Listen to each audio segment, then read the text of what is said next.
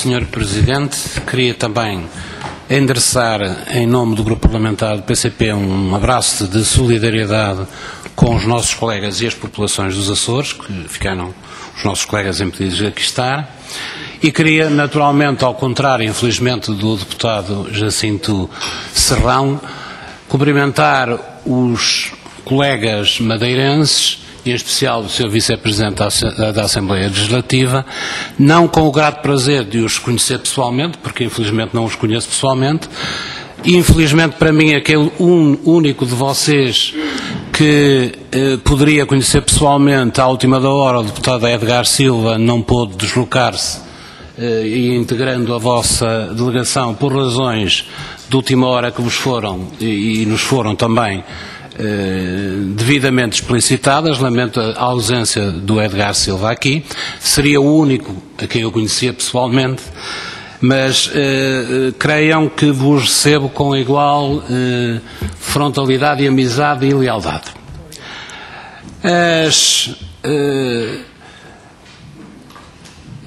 É importante, sobre matéria tão relevante e marcante em termos das relações financeiras entre aquilo que é a República e as regiões autónomas, ouvir-vos.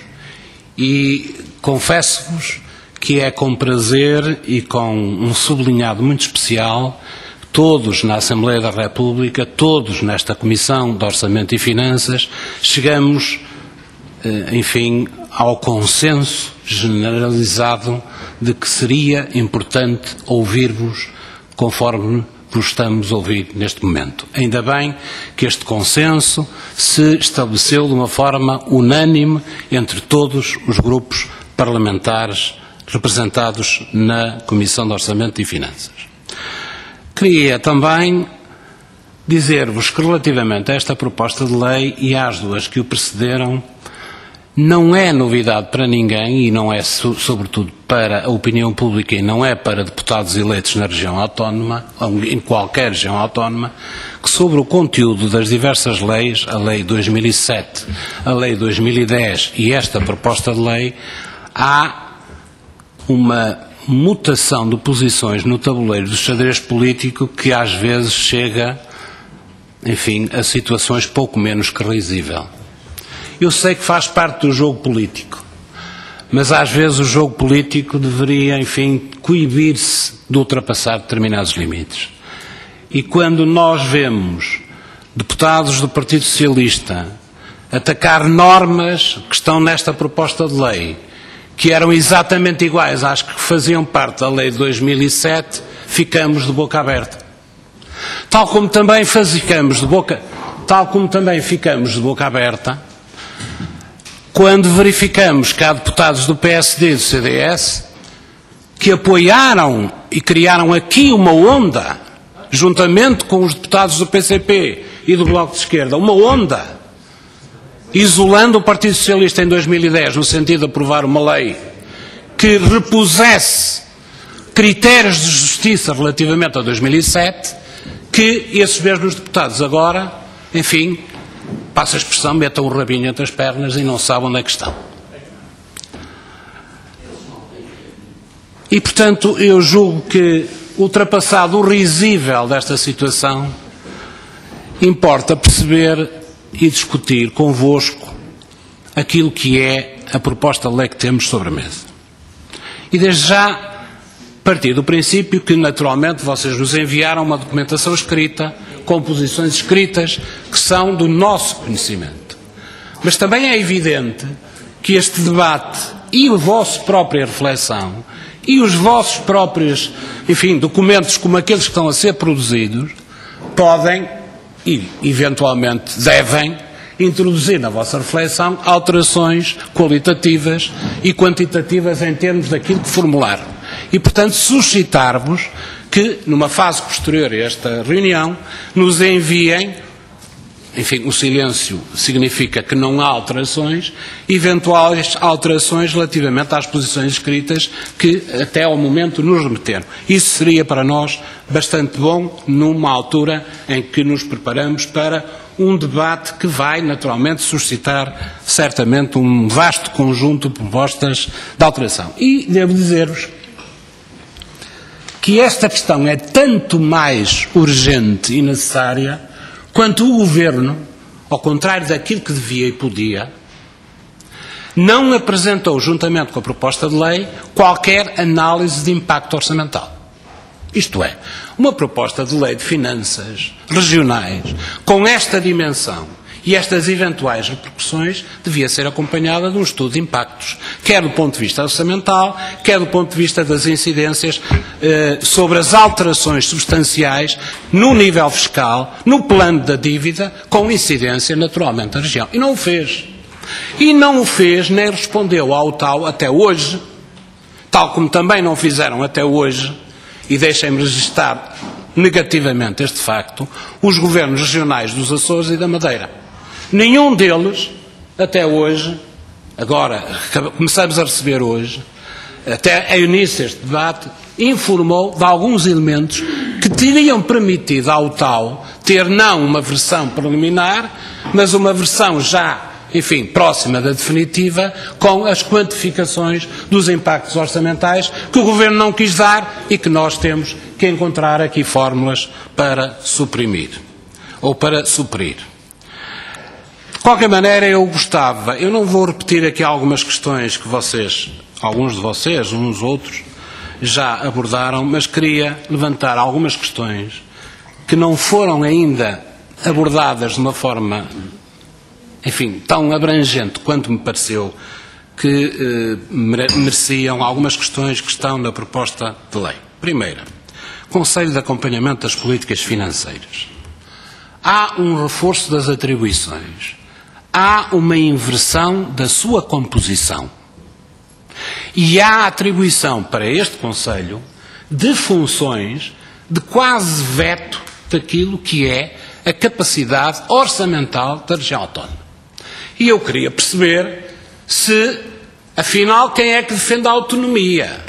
Se aqueles que votaram a Constituição da República, onde está a autonomia consagrada, se aqueles que tomaram iniciativas de apresentar projetos de lei e intervieram na definição e aprovação do Estatuto Político-Administrativo das regiões autónomas, ou se aqueles que enchem a boca da autonomia, mesmo que sejam oriundos de fora das regiões autónomas.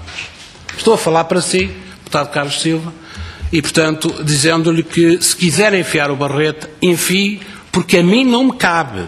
Nunca me coube no passado, nem ao meu grupo parlamentar, nem cabe no presente. E os madeirenses e os açorianos sabem bem isso. Portanto, Conselho de Acompanhamento de Políticas Financeiras. Depois, a questão que aqui foi levantada pela Sra. Deputada Maria João Monte, que é do Orçamento de Estado poder determinar transferências inferiores às que resultam da aplicação da Lei das Finanças Regionais. Como é que isto fere o Estatuto Político-Administrativo? Os empréstimos sem garantias já aqui abordaram. Não vou repetir. O IVA. Sr. Deputado Carlos Silva,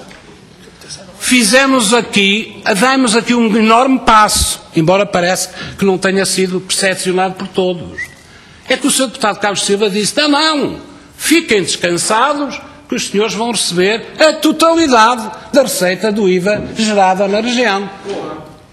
Foi o que o Sr. Deputado aqui disse. Logo, se assim foi, então é óbvio que aquele artigo tem que ser alterado. E em vez do princípio da captação, tem que passar a dizer o princípio da receita real. E, portanto, muito obrigado, porque isto é um passo muito positivo na alteração de uma norma importante que aqui foi apoiada pelo Sr. Deputado Carlos Silva e, portanto, julgo que é importante. Redução dos impostos já passamos. Discriminação positiva dos impostos. Eu gostava de perceber qual é a vossa posição sobre as transferências de competências para as autarquias locais, sobre a eliminação da receita dos jogos e sobre a praticabilidade, porque já percebo que a fórmula de fundo de coesão não merece o vosso apoio, nem sequer o conceito da dívida, já percebi isso, a praticabilidade ou não praticabilidade daquilo que é as regras do equilíbrio orçamental do artigo 16º. É que, na opinião da UTAL, e bem, de uma forma bem fundamentada, aquilo é impraticável. E, portanto, gostava de ouvir a vossa opinião sobre isso.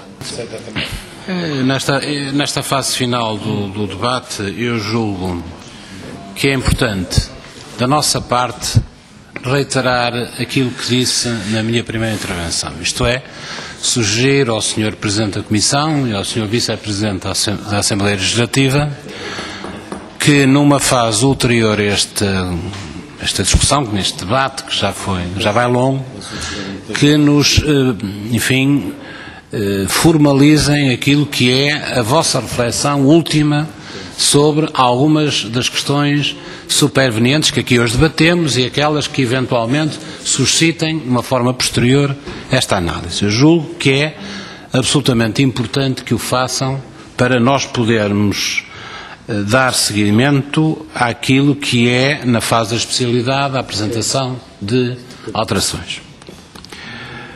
Dizer-vos também que não me satisfizeram a curiosidade de nenhum dos colegas madeirenses sobre algumas questões relacionadas com aquilo que me parece que, não sendo questões financeiras, de uma forma direta, mexem e colidem com aquilo que é, de facto, o Estatuto Político-Administrativo. Estou a referir-me ao papel do Conselho de Acompanhamento das Políticas Financeiras.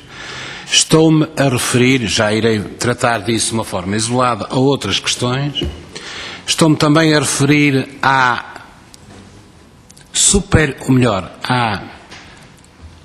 supremacia do Orçamento de Estado nesta matéria relativa às leis das finanças regionais sobre aquilo que é a capacidade de o Orçamento Regional usufruir plenamente da abertura financeira prevista na Lei das Finanças Regionais.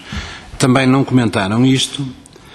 Devo referir que sobre o IVA me esqueci de fazer uma referência que importa assinalar, para sermos completamente claros. Eu julgo que é o IVA real que deve ser atribuído às regiões autónomas, descontado do ponto percentual destinado à Segurança Social. Que há um ponto percentual que é transferido para a Segurança Social, salvo erro, há um ponto percentual, e que esse deve continuar a ser transferido para a Segurança Social. Que, aliás, é o mesmo que acontece no IVA cobrado no continente. E, portanto, gostava de ainda, se fosse possível, vos ouvir sobre esta matéria e terminar dizendo o seguinte. Eu ouvi muitos de vocês dizer que não tinham problemas sobre aquilo que é a adequação do chamado Tratado Orçamental à regra de aplicação da Lei das Finanças Regionais. Embora vos tenha que dizer, de uma forma plenamente frontal, que aquilo que me fere do ponto de vista desta lei, no que respeita ou não respeita o Estatuto Político-Administrativo da Madeira, e há vários aspectos em que, na minha opinião, há uma violação do Estatuto Político-Administrativo da Madeira, as normas que o fazem e que fazem essa violação são as mesmas que no plano nacional decorrem da adaptação do Tratado Orçamental à Lei de Enquadramento Orçamental e que ferem também aquilo que é a soberania orçamental prevista na Constituição. E, portanto, eu percebo que, do vosso ponto de vista, até por opções políticas e ideológicas, esta seja uma questão menor. Mas sairia daqui de mal com a minha consciência se não vos dissesse, atenção, não vale tudo, ou melhor, não é assim que eu devo dizer, não subvalorizemos tudo, porque podemos estar a subvalorizar questões importantes para o futuro. Quer no que diz respeito às relações autonómicas entre o Estado Central e as regiões autonómicas, quer naquilo que diz respeito à capacidade de afirmação soberana do nosso Estado face a Estados da União Europeia.